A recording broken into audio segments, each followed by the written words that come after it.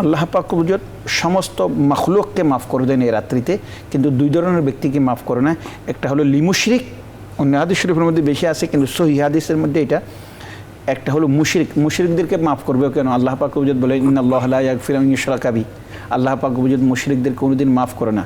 হাদিসের দৃষ্টিতে বা কোরআনের দৃষ্টিতে এই রাত্রির ফজিলত তাৎপর্য আসলে কি বলা আছে? আসলে আপনি বিষয়টি জানেন, বর্তমান মুসলমানের মধ্যে প্রত্যেক কিছুর মধ্যে একটা বাড়াবাড়ি আছে, আবার কিছুর মধ্যে একটা ছাড়াছাড়ি আছে। মানে একটা ছেড়ে দিলাম, আবার বাড়াবাড়ি করে একবার বেশি করলাম। ইসলাম তো সবসময় একটা ভারসাম্যপূর্ণ বিষয়। এখানে একেবারে ছড়াছড়ি, একেবারে বাড়াবাড়ি, দুইটার মাঝখানে সবসময় একটা অবস্থান থাকে। এবং যারা হকপন্থী সবসময় যুগে যুগে বংশ পরম্পরায় তারা সবসময় একটা এতেদাল এবং ভারসাম্যপূর্ণ অবস্থান করেছে এই রাত্রি নিয়েও। আমাদের এখানে কিছু কিছু লোক আছে, আমাদের ভাই, যারা হালকা হালকা দলিল দেয়, বলে যে আরে শবে বরাত শব্দটি তো হাদিসের মধ্যেই নাই। আচ্ছা, আমরা শবে বরাত শব্দটি হাদিসের মধ্যে নাই, এর অর্থ কি এই রাতের ফজিলত নাই? হাদিসের মধ্যে শবে বরাতের নামটা কি দিয়েছে? নিসফু লাইলাতিন মিন শাবান। যেমন মনে করেন আপনাকে গ্রামের মধ্যে কেউ যাকে বাদশাহ বা রাজা মিয়া, কিন্তু আপনার নাম হলো আব্দুল হক, তো কি রাজা সেটাই আপনার কলেজের ছেলেরা কেউ চিনে না, তাই বলে কি আপনার অস্তিত্ব নাই এটা বলা যাবে? এটা আমাদের এখানে আস্তে আস্তে, যেমন আমাদের এখানে কিছু ফার্সি প্রভাবিত আছে। যেমন কেউ যদি বলে নামাজ হাদিস শরীফের মধ্যে নেই, নামাজ শব্দ তো আসলে হাদিস শরীফের মধ্যে নেই, শব্দ তো নেই, তাই বলে কি আপনি নামাজ নাই বলতে পারবেন? সুন্দর। আপনি রোজা নাই এটা বলতে পারবেন? রোজা শব্দ তো হাদিস শরীফের মধ্যে নাই, কিন্তু এর প্রতিশব্দ যেটা আরবি শব্দ আছে সেটাতে নিশ্চয়ই আছে।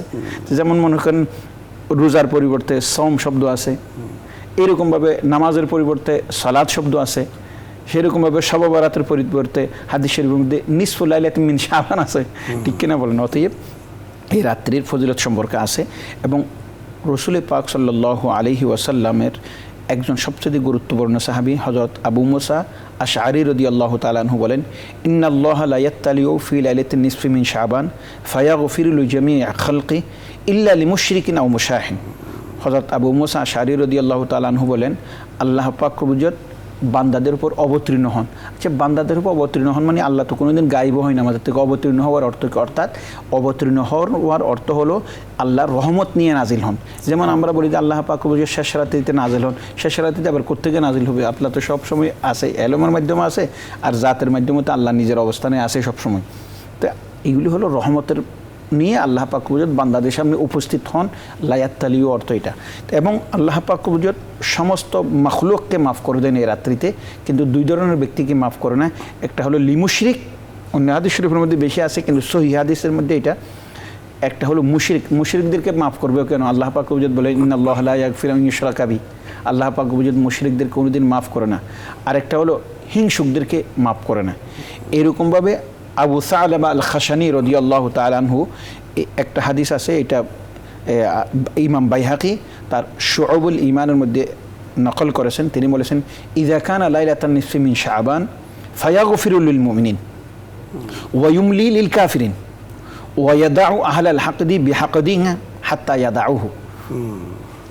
ভাব কাছাকাছি, কিন্তু হাদিসের অর্থটা একটু ভিন্ন।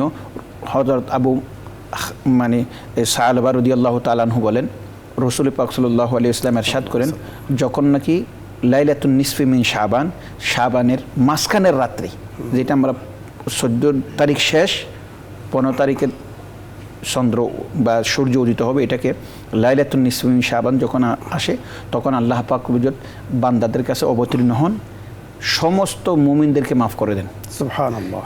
এবং ওই জায়গার মধ্যে আছে মাফ করে না মুশরিকদেরকে, এই জায়গার মধ্যে আছে ওয়ায়ুমলি লিল মুশরিকিন, মুশরিকদেরকে সুযোগ দেয় তওবা করার জন্য। আর তওবা করলে তো সব গুনাহ মাফ।